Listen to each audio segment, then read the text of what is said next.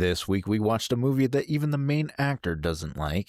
That's right, we watched 1995's Casper, starring Christina Ricci. My name is DJ. And I'm Raz. And welcome to the Tapeworm Podcast. So, right off the bat, I do want to say, because, it's the opening line, Christina Ricci has come out and said that she does not like this movie. I understand her reasoning, but I don't agree with her opinion. Her reasoning is basically, first of all, her main co-star is CGI. So she was acting against nothing. Like, I think there was tennis balls and strings and stuff as placeholders for Casper. But she says that, her acting's a little stunted. She says that her acting is terrible in the movie. I don't think it is, to be honest with you. I think she did a pretty good job, but that's just my opinion. Yeah. So I'm going to assume it's pretty safe to say that we both watched this movie as kids, correct? Okay. So I'm going to give you a brief little history of Casper as a character. Did you watch the cartoons or read any of the comics growing up? No, I haven't. No. So I definitely grew up with the cartoons from the 60s. The Harvey cartoons. I specifically remember the Harvey cartoons because at the end it would be, it would zoom out. You'd see the man in the moon and he'd give you a little wink. And I don't know why, but that always stuck with me. Casper the Friendly Ghost started out as a children's storybook character. He was created by, and I'm going to mess these names up, I apologize, Seymour Rhett, and illustrated by Joe Oriolo in 1909. For a short story intended for children, which kind of blows me away knowing that he is pre-World War II. I never imagined Casper as that old, I guess. The main idea was pretty simple. Casper stood out because he wanted to make friends with people instead of scaring them. Casper's first appearance in animation came in 1945 with the cartoon short The Friendly Ghost, produced by Famous Studios for Paramount Pictures. Over the next decade, Paramount released dozens of cartoon shorts featuring Casper, and he became a pretty recognizable character at theaters and on TV. Most of those shorts, though, obviously in 1945, they were theater shorts, so you would actually have to go into the theater and they'd play like before the movie that you were going to see or something. I know a lot of people, that was before our time too, but a lot of people don't, I guess, yeah. In 1952, Harvey Comics acquired the rights to Casper from Paramount and launched him as a comic book series. The comics stuck close to the original concept, Casper trying to make friends, often dealing with other ghosts and supernatural beings that weren't quite as friendly. So Harvey Comics, it was possible to see Casper from Harvey Comics and what is that? Archie. So technically they're from the same universe, which is kind of fun. I didn't look into it to see if there are any crossover comics, but I'd have to imagine there is. I imagine so. I mean, if they didn't, they're missing out on something. I do believe, and he's going to come up a little bit later, but I do believe that Richie Rich was also a Harvey Comics, but that'll come up in maybe like 2 more segments, foreshadowing. So in the 1960s, another shift happened. Harvey Comics developed an animated TV series featuring Casper, which probably what a lot of people remember. That's the one that I personally grew up with. The show ran for years and stayed in syndication, so it kept Casper in the public eye for several years. Ownership of the character changed hands a few times in recent decades. Harvey Comics eventually became part of Classic Media. Classic Media was acquired by DreamWorks.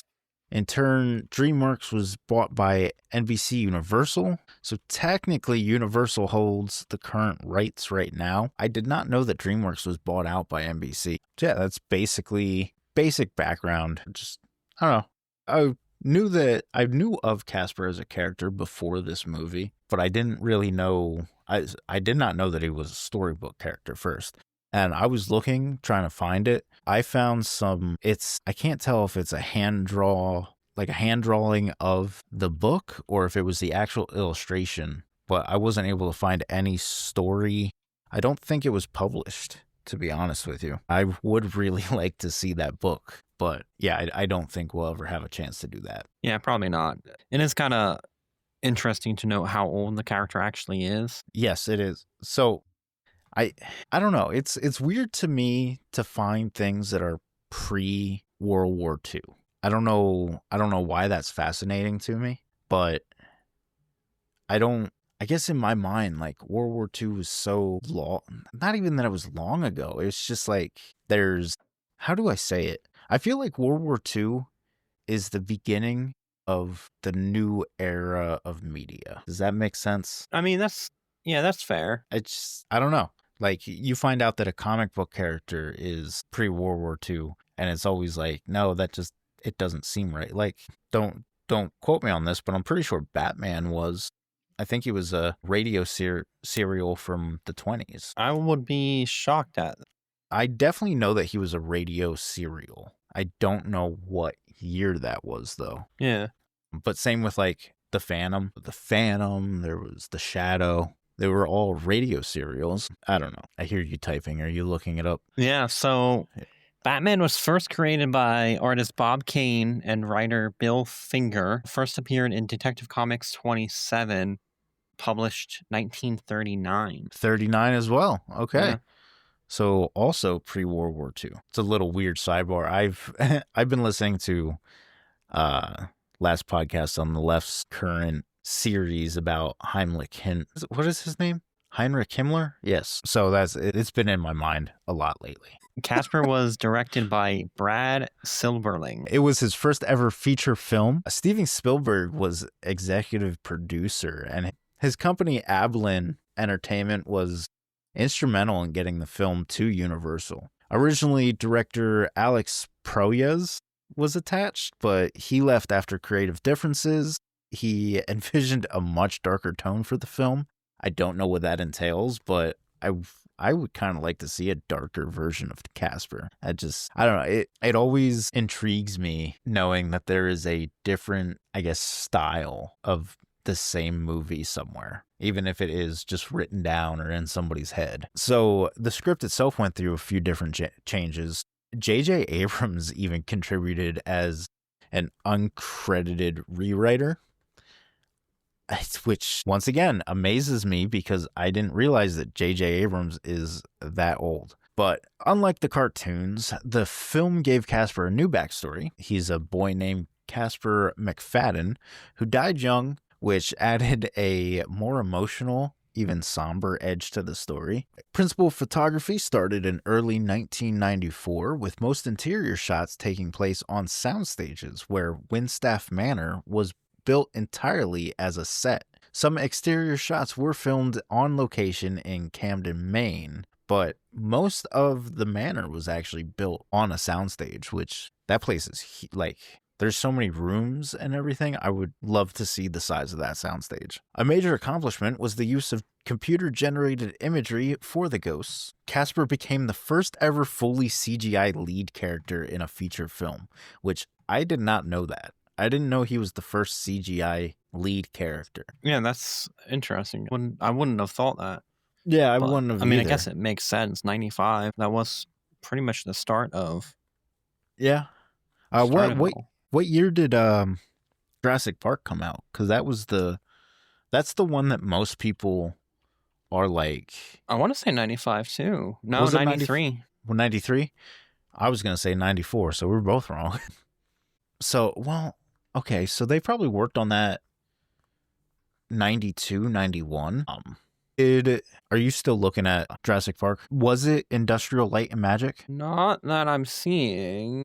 I'm seeing Universal. I'm seeing Amblin. I wonder who did the special effects on that. Let me look. Okay, yeah, no, it was. So Stan Winston did the practical effects, animatronics, and the practical effects. Yeah. And Industrial Light and Magic did all the CGI. So Phil Tippett and Tippett Studios they used stop motion and then later used the stop motion to develop methods to animate the dinosaurs. which is kind of cool. Anyway, I bring that up because Industrial Light and Magic, famous for Star Wars, handled the effects, and they had to invent new techniques for both animation and integrating the ghosts seamlessly with live action performances. One scene with Casper and Christina Ricci's character took 8 months to complete. So just one scene taking 8 months to animate and everything. Fucking insane to me. I read somewhere that the kitchen scene where the uncles are eating and all the food's pouring down and Casper's trying to sweep it up real fast, I read that has more animation in it than all of Jurassic Park. I don't know how true that is, but yeah, that even still, that is insane because you got to think all of those ghosts are transparent. So I don't know. Have you ever done any video editing? No. Okay. I used to do some light video editing back in the times of YouTube poops, way back. And it wasn't even, I was more focused in like cool special effects, you know, taking a still of a background and then recording over it and seeing, like, I would make myself like Predator heat vision type deal. Yeah. That kind of stuff. Just fun little things. That shit took fucking forever. And that was, you know, early teens. So I can only imagine what it was like in 1995. Filming was difficult for actors like Bill Pullman and Christina Ricci. They often acted opposite of empty space or foam models as placeholders for where the ghosts would be added later. Mostly because, like, this is the first time that, you know, there's a full lead CGI character. So they didn't really know how to film it too well. So a lot of the time they were just talking to nothing. Is one of the reasons why Christina Ricci says that she doesn't like her performance, because acting is very much a kind of like a bouncing things off of each other, a chemistry thing. And most people don't have a lot of chemistry with nothing. But so after shooting, the footage went to Industrial Light and Magic, where animators composited the ghosts frame by frame, a process that took almost a full year. I didn't know that they went frame by frame. That's almost like when you see people colorize old black and white movies where they go frame by frame and actually paint in the little frames. You'll see that in a lot of the like 1920s movies, the really short movies. Spielberg actually filmed a little cameo as Dr. Harvey's reflection. Unfortunately, it was cut, so we didn't get to see it. Spielberg later said that he was relieved, admitting he's not big on being in front of the camera.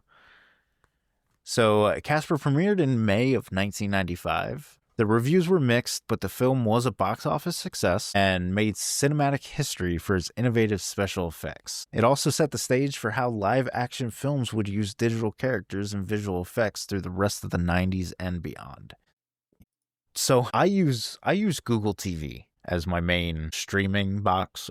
I don't know. I don't really like Roku. I cannot stand Fire TV. The only one that I truly actually like is Google TV. Have you ever used a Google TV? Just Amazon, really. Okay. And probably a Roku, but yeah. I'm sure it's the same way. So I know with Amazon, you have like a overarching, like a home screen for all your things. Can you search for movies on the home screen and then it'll tell you what apps you can watch that on? Like what that movie is streaming on? I don't remember. It's been I think I've used my Amazon TV like once in the last like 4 years. Oh, really? So I couldn't tell you. Okay.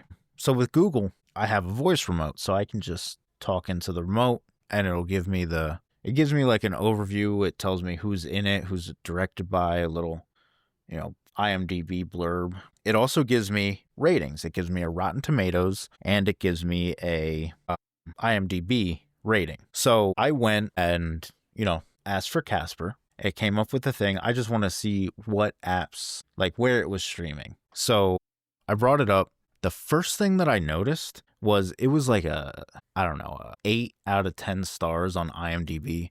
I don't know if that's actually what it was, but then it showed me Rotten Tomatoes. It has a 59% on Rotten Tomatoes. So why is IMDb score so high And then the Rotten Tomatoes is so bad. Well, actually, the IMDb rating on Casper is actually 6.2.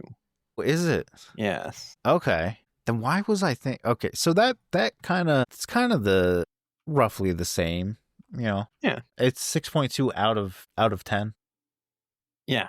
So that would be 60%. You might have been looking at the other movie we're looking at doing, because there is a huge difference in those ratings. Is it the one that we're talking about doing next? Yes. Okay. Well, I have Rotten Tomatoes up right now. I just looked up Casper.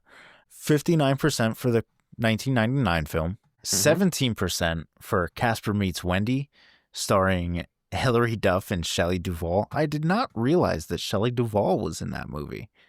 But that's a 17%. Casper: A Spirited Beginning, which I don't even know what this is. Steve Guttenberg's in it and Lori. What? Okay. I feel like I have to watch this right now. It has a 0%. Like, I didn't know that was an option. And then there's not even a rating for Casper's Haunted Christmas, which that movie I watched so much as a kid. See, I think the Christmas one's the one I have not seen. Oh, really? Yeah. Huh. That one's fully CGI, and it's that weird blocky CGI. Yeah. That, like, the early 2000s, it's like they wanted to look realistic. They also wanted to look like claymation in a weird way. It's not good. I remember he does like a school play type deal. It's not good.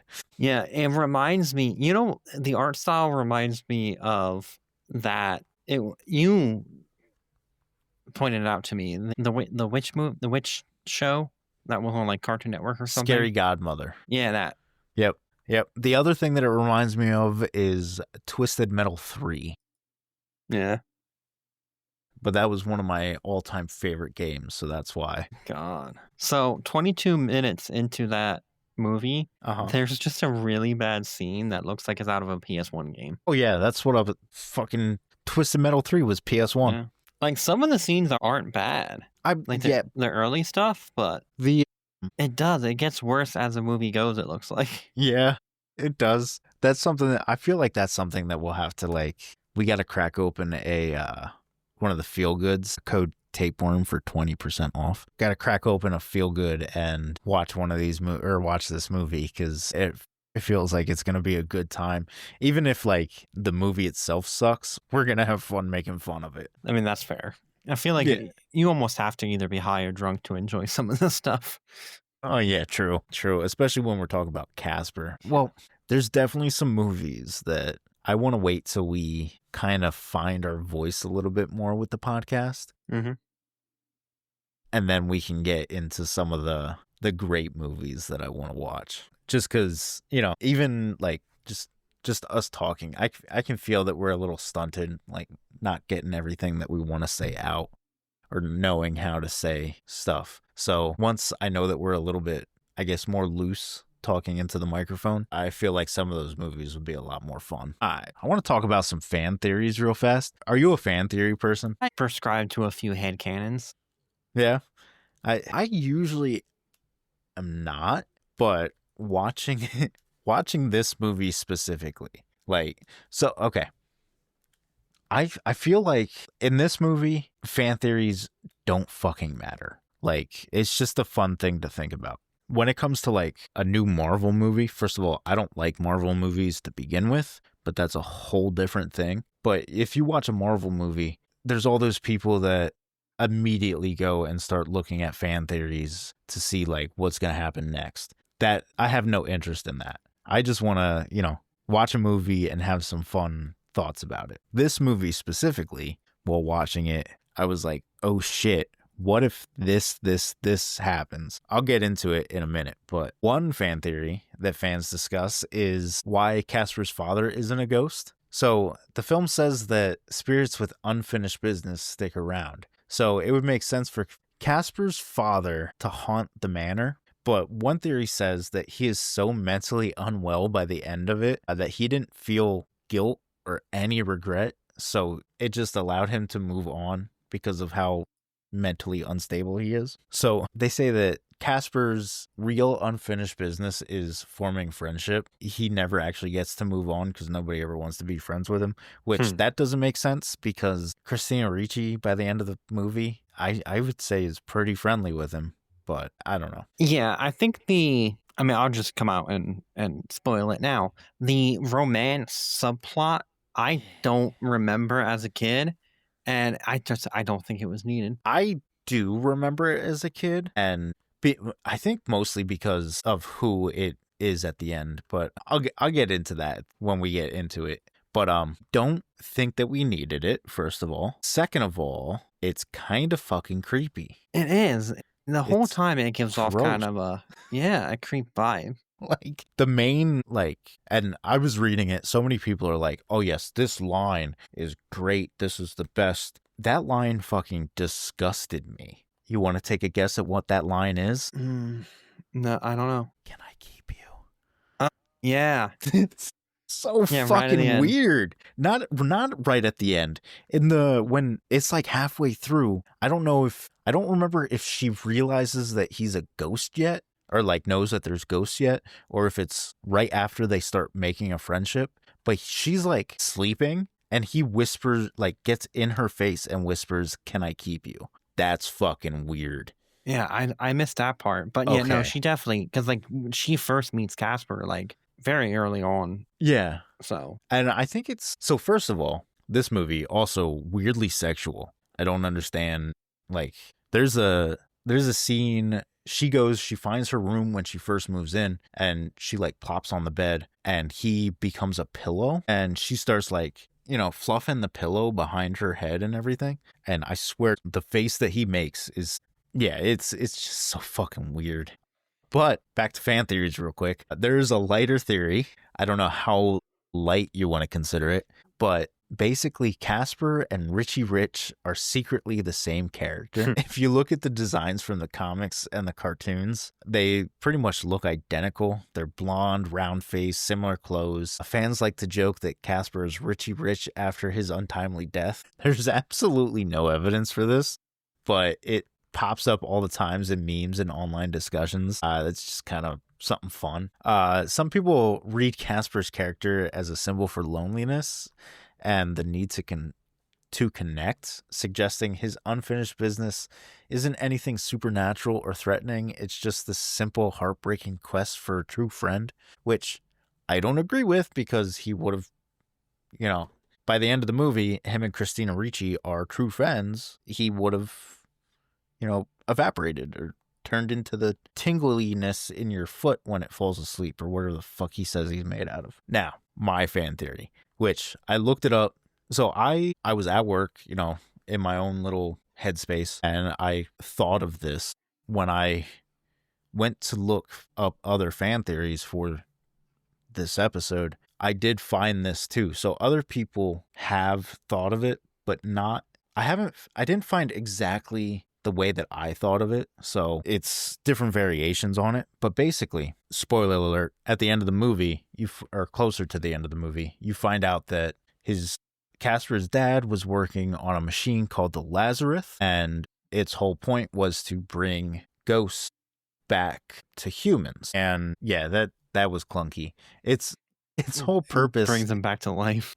But they are technically alive, aren't they? No, they're dead. They're definitely ghosts. Yeah, but is a ghost alive or dead? It's dead. Are you sure? Yeah. What constitutes alive and dead? I think a physical body. Okay, so if it constitutes a physical body, then yes, they would be dead.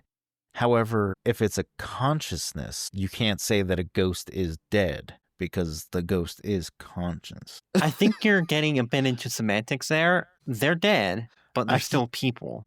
Okay, so the Lazarus machine is to bring ghosts back into a living body.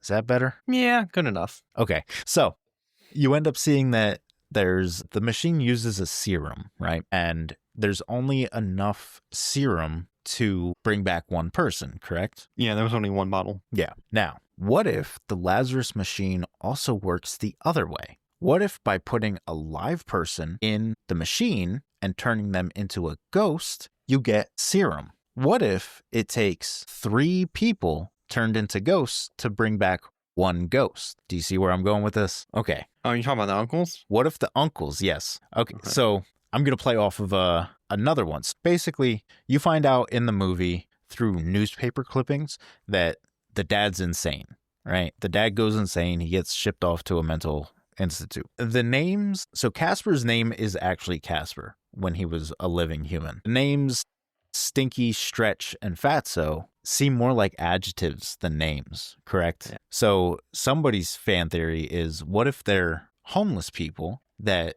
the dad didn't know who they were? He just named them as like adjectives because he didn't know their actual names, and put them in the machine and turn them into ghosts. Now that's going a little bit farther, but I mean, I can get behind that. Yeah, I mean, and so that's also why there's such a dick to Casper, because technically it's Casper's fault that they're ghosts now, kind of. Indirectly, yeah, I can see that. Yeah, but yeah, that was just a fun little thing. Like when I thought of that, I was like, shit, what if that's all it really was? Now, I do want to bring up, like, did you notice the cameos in the mirror scene? I'm specifically talking about the beginning. In the beginning. Oh, that one specifically. Are you talking about the Dan Aykroyd? Yeah, that's one of them. Yeah. I forget who was the priest. So that's the other one I found kind of interesting. So it was Don Novello. Okay. And I found it you just kind of, you recognize the voice right away. Yeah. Like he's been all over. He's that guy. Yeah, exactly. It's like, oh, yeah, him. But no, I find it interesting because the character he's playing is like an original character that he created back in like the 70s. Oh, really? And he still does that character even today. Really? Yeah. Like I think actually he was just on the late show with Stephen Colbert just like a day or two ago. Oh, really? Yeah, and he played that character. Huh. I did not know that. I mean, that it makes sense for the beginning of the movie, which basically some people inherit the mansion and then they try to, I guess, exorcise the ghosts. I don't really know what the right term is for that. Yeah, exercise, I guess. Exercise, yeah. I don't know. But yeah, is it just those two? And the construction workers. Okay, but that's not really a cameo as much as the... there is another set of cameos later in the mirror scene. I want to say George Clooney's there. Yeah, Clint Eastwood. Yep. And shit, what is her name? Damn, the Crypt Keeper. That's the big scare when... Yeah. Mel Gibson was also, I think, one of the faces. I think it was Mel Gibson, not George Clooney. Yeah. I think you're right. Okay. For some reason, I get the two of them confused. I don't know why. They were like heartthrobs in the 90s. Superstar status, yeah. Yeah. There is another cameo at the end, but we'll get into that later. I want to bring that up later because we'll see if you recognize the person. I don't remember this, so I don't think I will. Okay. I was watching it with the fiance, and I was like, "Do you know who that is?" Like, no. And I explained it, and she's like, "Oh my God." Yeah. Do you still have IMDb? Do you mind reading the little blurb that IMDb has for this? An afterlife therapist and his daughter meet a friendly young ghost when they move into a crumbling mansion in order to rid the premises of wicked spirit. Okay, so far, that seems to be the most accurate IMDb reading that we've had. Yeah, actually. Like, the other ones, yeah, sure, they like scratch the surface, but that's actually, yeah, that's pretty much this movie. Yeah. But are you ready to get into it? All right. But first, a word from our sponsors. Hey, Raz, you know what goes great with bad movies? A lobotomy? What? No. A little bit of THC. That's where Good Feels comes in. Oh, yeah. Good Feels. Cannabis seltzer. It's clean, uplifting, and doesn't hit you with the downsides of alcohol. Just good vibes in a can. Exactly. Natural ingredients, great taste, and perfect whether you're watching the worst movie ever made or just kicking back at home. And our listeners get an exclusive 20% off, the best deal they offer. Just head to shop.getgoodfeels.com and use our promo code Tapeworm. Grab your discount, support the show, and crack open some good feels. 21 years or older to order. Please drink responsibly. All right, so the movie opens on Windstaff Manor, this huge, creepy mansion in Friendship, Maine, which, first of all, when there was a missed opportunity, I don't know what the legal rights are, but Friendship, Maine, are you a Stephen King fan? Not particularly. Okay, I'm a huge Stephen King fan. Maine is where most of his books take place. So there are a few specific things. It would have been great if it would have been like creepy mansion in Derry, Maine or some shit, which is the town where it takes place. But right away we end up meeting Kerrigan Crittenden, right? Some shit like that. So her dad passed away, and all that man left her was this shitty mansion. She is like the definition of like a Karen. I kept thinking of Cruella every time that I saw her. Yeah. I will say they got, at least from a name perspective, the perfect actress to play her. Yeah. Yeah, because her last name is Moriarty. Fair. Yeah. She does a really good job. I do like this actress. She really sells it on her being a complete fucking bitch. But I don't necessarily know anything else that she's in. But I don't know if she's always that good at playing it. I think she did good in this movie, though. So she finds a map promising treasure inside the house. And with her lawyer / family friend / lover ? Dibs, she heads to Whipstaff to claim it. Unfortunately for them, the place is haunted. Casper, a lonely, friendly ghost, lives there with his quote-unquote uncles, Stretch, Stinky, and Fatso. So when they come, the Kerrigan and Dibs, they try to get rid of the ghosts. The trio, I don't really remember what do they do in the beginning. I don't think they're really shown much. They just kind of... I think it's all just... So in the very beginning, there's a cold open with two boys going in, trying to take a picture of them being in there, which that's another cameo. I wouldn't so much say it's a cameo, but he's only in it for one scene. But it's Smalls from... is it Smalls? It's the nerdy kid with the glasses from The Sandlot. But yeah, they go in to take a picture, and Casper decides to take the picture for them. So you see Casper right away. They run out screaming, blah, blah, whatever. Basically, they get scared shitless and chased out. Basically, this is where the cameo scene starts, because you see people trying to work on the house. They get thrown out, or not thrown out, but they scatter like crazy. Then the priest comes in, and he's like, can exorcise the ghost, no problem. And then he walks in and immediately walks out, and his head's on backwards. And he's just like, oh yeah, not a problem, and just walks away. And then Dan Aykroyd comes running out of the house, and he's like, who are you gonna call? Somebody else. And just walks off, which is fucking great. He's in his full Ghostbuster uniform, which that made me laugh. I like that one a lot. So Casper, he's constantly hoping for a friend. He ends up seeing Dr. James Harvey on TV. Dr. Harvey is a paranormal therapist who travels the country with his daughter Kat, supposedly helping ghosts cross over to the other side. He has ulterior motives, I guess. Like, he's talking to these ghosts, trying to find his dead wife, which, yeah, at the end, it comes back. But I guess, I don't know, his wife passed away, and is that when he kind of lost his shit and became a paranormal therapist? Or do you think he was doing that before his wife died? It seems to be when she died. Yeah, that's what I was thinking too. Yeah. Because, like, he went to a respectable school. Yeah. I forget, because they show it in the movie. Because the uncles are, like, throwing his frame stuff and playing, shit, what is that called? With the clay pigeons. I can't think what it's called. But yeah. What even would that college degree be? Well, psychology, but But is there a specific like ghost psychology? I don't know. Did he? What is that? Is it Ghost Hunters with the man who like that TV show with the man who thinks that he's like a weird sex symbol, but also out here trying to.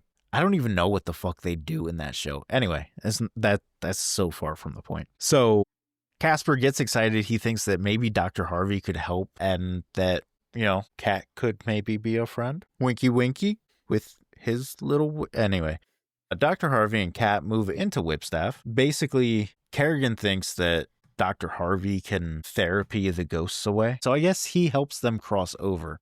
So if they cross over, they wouldn't be haunting Whipstaff anymore. But the whole reason that they want Whipstaff to be unhaunted is so that they could get the treasure out of the hidden area. I don't know. Kerrigan's a fucking bitch. That's all you needed. So Dr. Harvey and Cat move into Whipstaff. We see Cat is used to moving from place to place, and there's some tension with her being the new kid at school.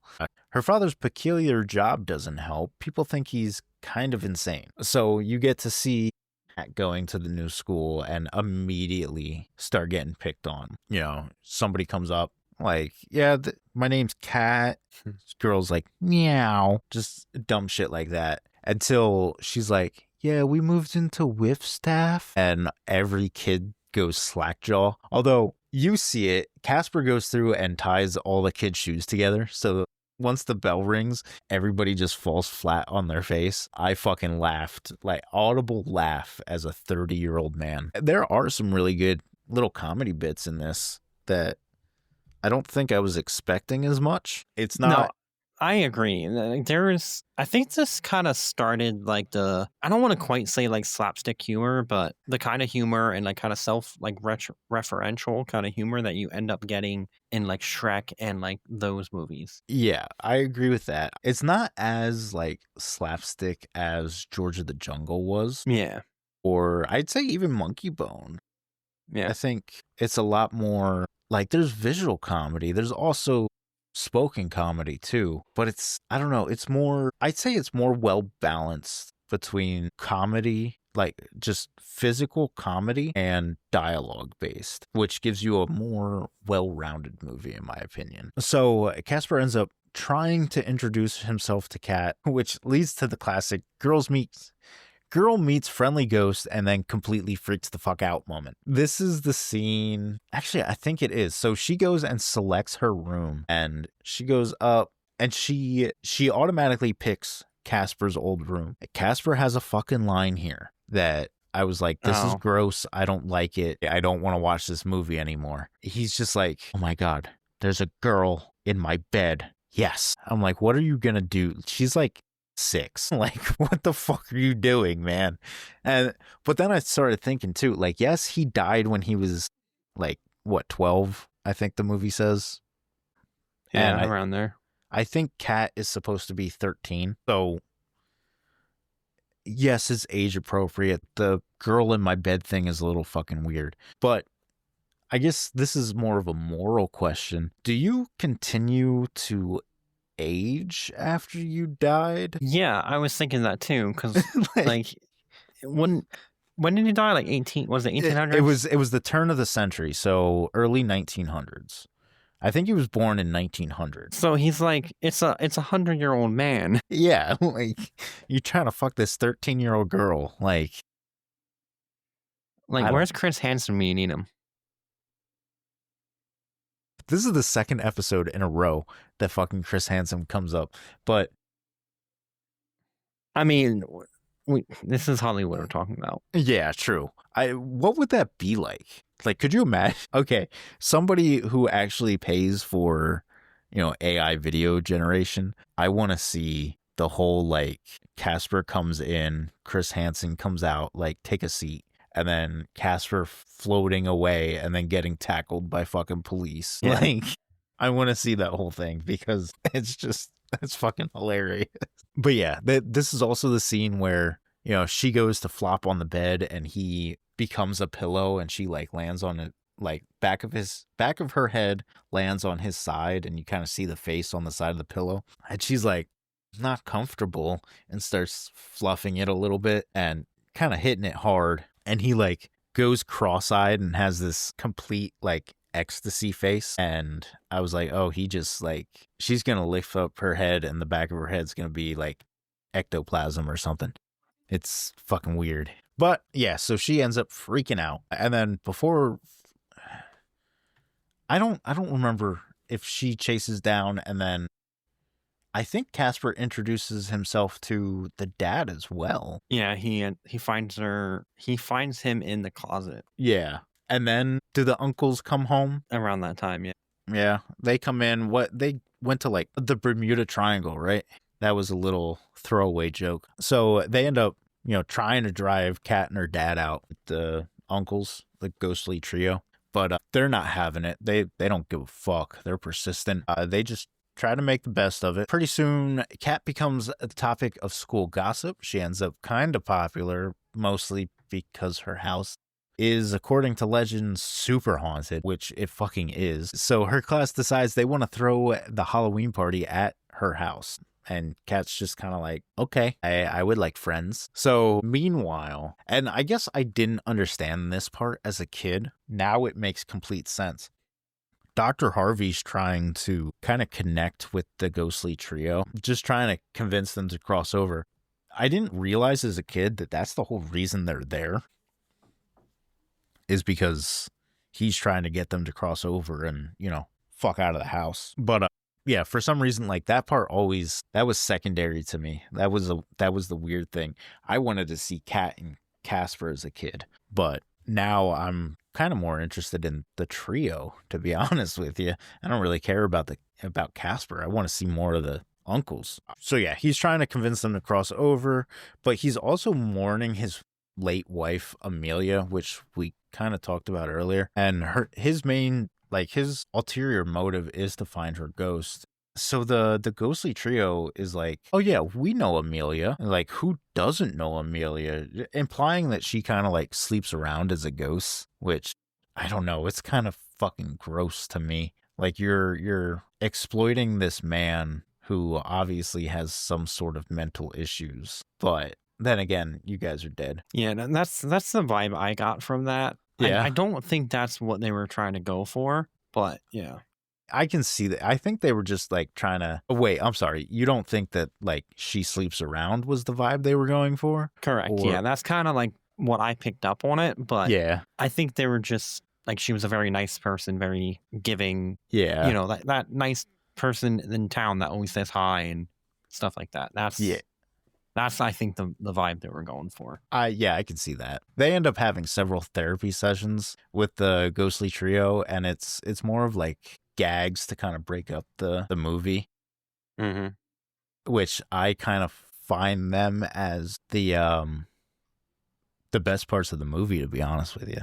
Those little gags with it. But Kat goes and starts exploring the house. She finds an old playroom in the attic. Casper and Kat begin to bond, and he finally starts to recover memories of his life, which I don't know why they were repressed. Maybe because he is 100 years old, but yeah, he starts remembering some things about his living life. Remembering his father, a brilliant but troubled inventor, and the sled that caused him to die, basically. He begged and begged. His dad said no. Then finally, his dad just gave him the sled, and he went outside and sled for hours and hours. And the dad was like, okay, it's time to come in, but didn't force the fucking kid to come in. And then the damn kid dies of hypothermia because the fucking dad is more concerned with building. I don't even know what he's building at this point because it's not the Lazarus, because fucking Casper's not dead yet. So what the fuck was the dad doing? We'll be right back after this break. Hey Raz, quick question. How much caffeine do you usually slam before we record? 2 cups of coffee, a cold brew, and whatever's left in that mystery can on your desk. Yeah, that's what I thought. And how much protein are you getting with that? Protein. 100 grams of regret count. See, that's where you're doing it wrong. Quantum Energy Squares gives you both 100 milligrams of organic caffeine, that's like an 8-ounce cup of coffee, and 10 grams of plant protein in 1 bar. So it's like my coffee and my protein shake had a delicious baby? Exactly, but without the crash. Plus, they're vegan, gluten-free, and taste like a pastry chef made them. I'm in. Where's my chocolate-coated chaos bar? Go to quantumsquares.com and use our code Tapeworm for 25% off. That's the best deal they got. Crush the game and get some gains. Anyway, so Casper died of pneumonia, staying out in the cold too long, and his inability to move on is tied to his loneliness, allegedly. So back to Kerrigan and Dibbs. They're obsessed with finding this treasure and stumble upon a secret underground laboratory. Technically, this happens after Casper and Kat go like the whole. So while they're remembering, Casper's like, yeah, the machine, and starts, running through the house, bringing Kat with, and they end up going through like a secret passage and then going into a chair, and the chair brings them down into the basement on like rails and stuff. When I was a kid, I wanted I wanted a house with secret compartments and stuff like that, in this movie. I still want this as an adult. Like, that shit looks so fucking cool. Like, secret rooms, doors like behind bookcases. Yeah, dude, I would fuck that up all day. You'd never know where I was. Like, I'd be like in the walls watching you or something. Be fucking creepy with it. Have a little like cutouts so you can pull the eyes from paintings away and just look out. Yeah, exactly. You go into my house, double-sided. Go to my house, like, why do you have paintings of random fucking people on the wall? Like, don't ask questions. I'm gonna go disappear now. Just be like the Scooby-Doo paintings where the eyes are obviously like people's eyes moving back and forth. Or we could take it in a completely different direction, and it could be like Alfred Hitchcock's Psycho, looking through the paintings like that. Anyway, so Kerrigan and Dibbs end up finding this underground laboratory. I think they follow Kat and Casper down there. Yeah, so the lab is full of like gadgets, this huge machine called the Lazarus, which is meant to bring the dead back to life, even though I will die on the hill that ghosts are already alive. And they think that the treasure must be in the lab somewhere. So Kat and Casper get the Lazarus working, just as Kerrigan and Dibbs try to steal the formula that powers it, kicking off a mad scramble involving ghostly chases and double crosses. At one point, Kerrigan tries to kill Dibbs to test if the Lazarus works, and then accidentally drives her car off a cliff, dying, and then coming back as a ghost herself. Meanwhile, Dr. Harvey, feeling down after a bad night out with the ghostly trio, dies in an accident where he just walks. Well, you missed the best part of that, though. What? So they go to the bar, they're bonding, they're having a good time, and they're having such a good time that the uncles kind of turn around on him, and it's like, you know what? He's a pretty good guy. We've been the trio for long enough. Maybe it's time we make it the quartet. So they get stuff to try to kill him until eventually they're like, he's too nice. We can't kill him. And then that's when he opens the door, turns around to look at the uncles, is like, let's go to the next bar, and then falls in the trench. Yeah. And I think the best part is the facial expressions of the trio, because they're all like, they see what's happening and they're like, no, but yes, but no, but I don't know. Like, they want to tell him like, no, don't stop it. Just, you're going to die. But then they're like, also quartet. But yeah, I did forget about that. So yeah, he dies in that accident and he returns as a ghost. This part kind of, I feel like I may have written this down out of order. I can't remember if the dad comes back before the showdown with Kerrigan's ghost. No. Or if, okay, so Kerrigan's ghost goes down first, right? Okay, so she goes and she's trying to steal the formula so she can come back. The formula and the treasure box. Yeah, so she flies into the safe where the treasure has been this whole time. And she brings the box out, and then she's about to like go into the Lazarus to become a thing. And Kat and Casper are basically like, what about your unfinished business? And she's like, what unfinished business? I have no unfinished business. And that allows her to cross over. Like, it's kind of like the most cop-out version of like the evil, the big showdown of the movie. And it's just like, fuck it, whatever, fuck her. I mean, I don't mind. She was a fucking bitch to begin with. But yeah, I would have liked to seen a little bit more. Not that there weren't stakes, but like it did feel kind of like brushed off, you know? Like, fuck it, whatever. She just Yeah. passes over. I see that. However, I also think it's kind of a good tie-in to the story because it shows that like the uncles seem happy, like they don't really seem to have any issue Yeah. that they have to resolve. They just probably like staying around scaring people. So that's why they don't move on. It's more than just unresolved issues. It's also just there's a sense of willingness needed. Yeah. I feel like it's something like you Like have to admit it to yourself. Yeah, you have to say it out loud or something. Yeah. But yeah, so she evaporates and goes back to, whatever. Then, now I'm trying to think.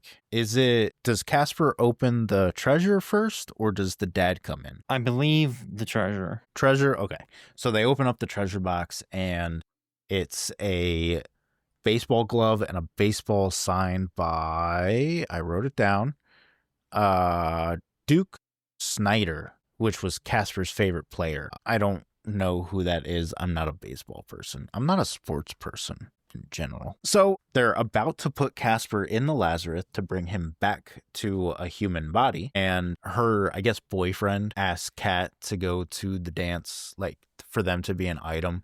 But then it was just to make fun of her. I forget what their plan even was. Yeah, I don't remember what their plan was, but their plan ends up getting spoiled by Casper, I believe, and they get scared out of Windstaff. So then Kat's mom comes and basically lets Casper become a real boy again for one night. And they have a funny little exchange like, you mean like Cinderella? It's like, yeah. It's like, so I have till midnight? Like, 10. It's like, but Cinderella got till midnight. It's like, Cinderella wasn't a 12-year-old boy, which he's not a 12-year-old boy. We already established that he's over 100 years old. So he becomes human long enough to go dance with Kat at the ballroom. Do you recognize who Casper, the real boy, is? Don't look him up if you didn't. I looked it up already, but I don't remember the name. Okay. So this is the way that I explained it to the fiance. They had this dance about, what is this, 1995? Yeah. About 4 years later, he's about to get onto an airplane, but he has a vision and freaks the fuck out and gets everybody off of the airplane. Well, about 7 people off of the airplane. And then the airplane fucking explodes while taking off. And then death keeps hunting down these people. Any idea? Yeah, and Final Destination. Yeah, Devon Sawa. Yeah. He's the main character. That is the boy who Casper turns into. Didn't he also play Stan? Stan? Yeah, Stan. And Eminem's. I don't know. It definitely looks like him. Looking up, it might actually be him. Oh my god, let me just. Yeah, it was Devon Sawa. Yeah. Yeah. He's also in a great movie called Idol. So he was a teenage heartthrob, quote unquote. In the 90s. He was fucking everywhere. Just about the same as JTT, Jonathan Tyler Thomas, I think his name is. That's the kid from Home Improvement.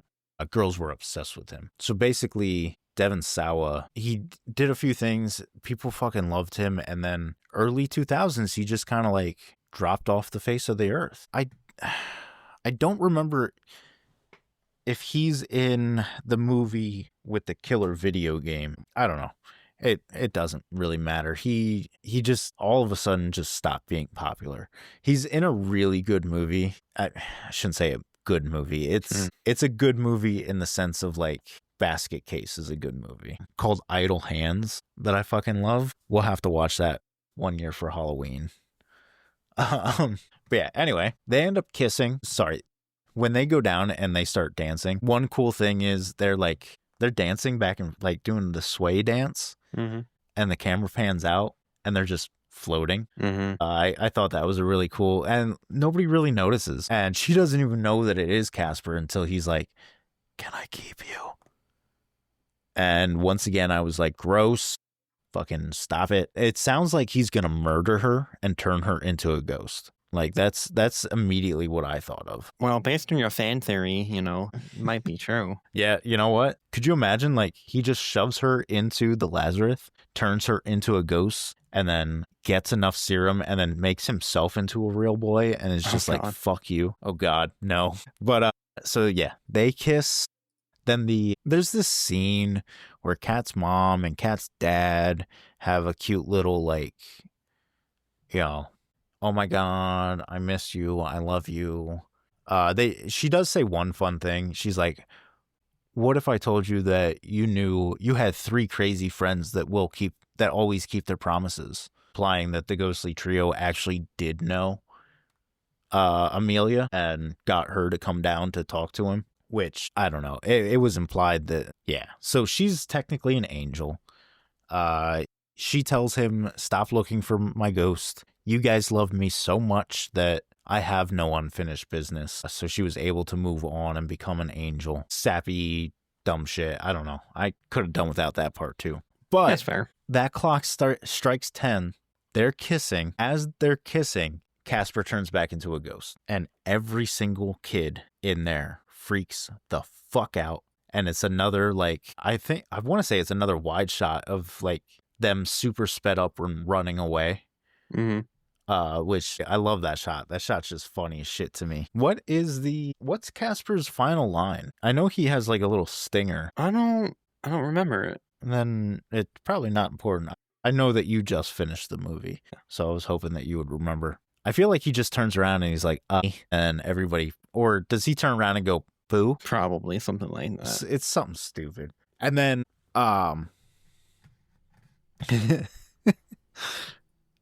the ghostly trio come up, and I'm trying to remember if that's right. Yes, okay. So the ghostly trio come up, and they start performing, Casper the Friendly Ghost song. Mm-hmm. And I was like, why are they all dressed like Little Richard? And then the song comes up, and I'm like, wait a minute, that's Little Richard. Little Richard recorded the theme song for this. So that is actually Little Richard. And I was like, oh shit, you get a little, that's a cameo that we did miss. Rodney Dangerfield. Okay, yeah. Yeah, and then at the end, Fatso becomes Rodney Dangerfield. And I think he says, like, Rodney Dangerfield's catchphrase was, I don't ever get any respect. And I think he comes through and says that, doesn't he? Yeah, I think so. Okay, I know it was something. Anything else you want to say? No, I think we covered it. All right. We'll be right back after this break. DJ, my stomach hurts. I swear these terrible movies are making me sick. Dude, it's not the movies. Your gut is crying out for nutrients. That's why you need Zevo Life. Zevo Life? Sounds like a superhero. I mean, it pretty much is. It's this microalgae superfood packed with over 50% plant protein, vitamins, minerals, fiber, and antioxidants. 1 teaspoon a day helps your gut, boosts energy, and even makes your skin and hair healthier. So less stomach misery, more glowing, radiant Raz? Exactly. And the best part? Our listeners get an exclusive 30% off. Just head to zevo.life and use our code TAPEWORM, risk-free for 30 days. All right, I'll try it. Anything's better than blaming my indigestion on bad movies. What would you give this movie? Boy, it's definitely an interesting flick for kids. I think it was the start of some interesting comedy, an interesting period of film. So I'd give it a 3. 3 out of 5? Yeah. Okay. I had a really fun time watching this. I'm not gonna lie. Like it was a fun. There were a few times where it was like gross, but honestly, what does this come in at? Like a hour 45? Right around there, yeah. It was a breeze to watch. It didn't feel like it didn't feel like I watched it for an hour. It flew right by. That could be nostalgia talking, but I really enjoy this movie. I don't think it's a perfect movie. No, of course not. Which is why I really would like to get away from the star rating. I just don't know how to do it without like copying somebody else. Like Movie Dumpster has a really good rating system where it's either on a shelf or in the dumpster, which is basically just like a yes or a no movie, which I really like that. I just, I don't want to copy that. Yeah, I mean, you definitely could just do a simple yes or no. Yeah. I mean, we can try to theme it, but could just be a matter of, watch or pass. That's true, yeah. We'll figure something. We'll workshop it out. By the way, if you haven't ever if you haven't ever listened to or seen, they do podcast now. Movie Dumpster, go check them out. It's a great time. It's like this show, but better. But yeah, definitely, I'll give it a 4.5. Like, it's not perfect. There were some times of like gross, but yeah, like I said, it was super easy to watch. It was funny. I really, really did enjoy it. It's probably just nostalgia, but I did have a fun time with it. There's like funny little one-liners, like when they first moved in, or as soon as they pulled up to the house, Kat's dad was like, "It's cute, isn't it?" And Kat goes, "Yeah, if you're Stephen King." And I was like, I see what you did there. And honestly, like I said, I'm a huge Stephen King fan, so you just mentioned his name, and I'm like, yes. But yeah, I agree with that. 4.5. I can see that, yeah. Yeah. That's why it shocked me when I brought it up and I saw how low that score is. Yeah. Like a 60%. And that's, you said it was a 6.2, right? Yeah, 6.2 on IMDb. Okay. Which would, out of 10, that would be about 62%, right? Yeah. Yeah. The one thing you got to consider too, though, is like in the spirit of Halloween and October, Hocus Pocus. Right. Cult classic. A lot of people love that. Yep. And that has a very similar rating. Yep. And that one was actually, so I don't even think I think that was a box office bomb. I don't think it found that movie specifically, I don't think it found its cult until much later. This one was actually successful, which I don't have the numbers in front of me, but it's not surprising that it was successful. It's surprising that it was successful and has a low rating. Mm-hmm. I didn't really look into any critic ratings. I don't know like what Cisco and Ebert said about it. I'm sure they had something to say about it.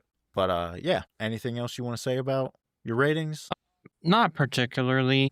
I will just say, I think if they leaned more on the humor, like the shoelace scene and so forth, it probably would have been higher for me. Yeah, I can see that. It's like a weird dramedy.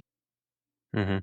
But I'd say it's more comedy than it is drama. Yeah, I don't know. I think as I got older, the Ghostly Trio and their comedy scenes definitely resonate more with me.